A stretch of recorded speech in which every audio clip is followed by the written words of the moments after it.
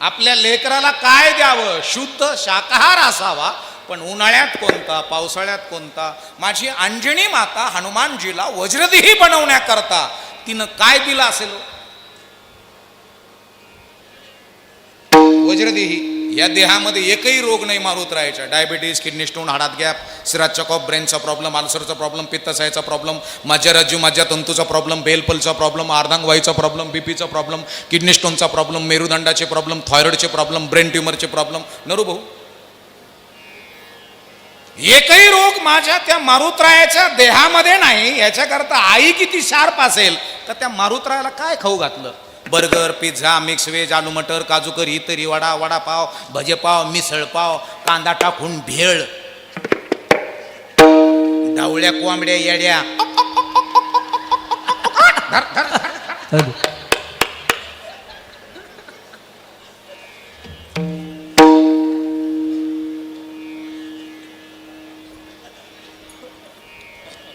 पीठ मळताना शिव्या देऊन मळत होती कधी?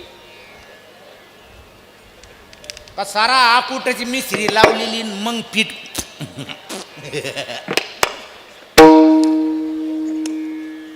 कोण कोण लावित मिश्री? वर बोट करा ना, तिला एक एक तोळ्याची अंगठी.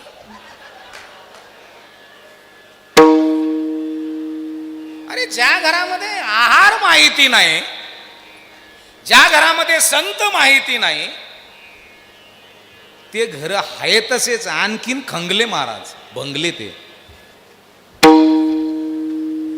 ज्या घरामध्ये काहीच नव्हतं, फक्त संतांनी सांगितलेल्या अक्षराची ओळख होती, आणि त्या अक्षरात सूत्र दिलं संतांनी, धागा.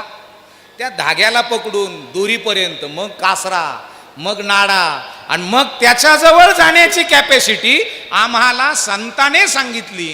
ते संत ओळखणं महत्वाचे. नाही तर मग सटाऊ गुरु के बटाऊ चेले, कामांगे गुरु तो खायंगे चेले, नाही तर दोघही उपशी मेले. आहेत ना बरेच जण. अलग खोल दे पलक दुनिया को झलक.